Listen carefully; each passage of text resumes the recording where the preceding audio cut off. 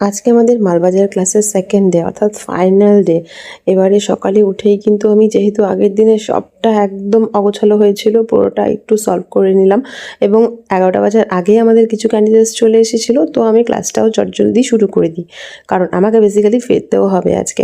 তো এরই মধ্যে সবাই চলে এসেছিলো এবং একজন ক্যান্ডিডেটের একটু অ্যাস্থমার প্রবলেম থাকার জন্য ভীষণ সমস্যা হয়েছিল, তো তাকে মেডিসিনস এনে দেওয়া এবং আমাদের গতকালকের ক্লাসে যেহেতু ব্রেড মেকিং পোর্শনটা কমপ্লিট হয়নি ইলেকট্রিসিটির প্রবলেমের জন্য একটু, তো সেটাও কিন্তু আমাদের আজকে একটা সলভ করার বিষয় ছিল। তো সমস্তটা করতে করতে টানা 5 ঘন্টা ক্লাসে কিন্তু পুরোটা আমরা করে নিয়েছি।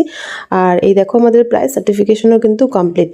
এই ব্যাচের প্রত্যেকটা ক্যান্ডিডেট এত সাপোর্টিভ অ্যান্ড এত জলি যে ক্লাস করিয়েও আমার ভীষণ এনজয় হয়েছে। এবং এই যে ভাইটা এবং পাশের দিদিটা, এই দুজন কিন্তু জয়েন করেছিল ভুটান থেকে। সো নেক্সট মালবাজার ব্যাচে যারা জয়েন করতে চাও তারা কিন্তু তাড়াতাড়ি কন্ট্যাক্ট করে নিতে পারো।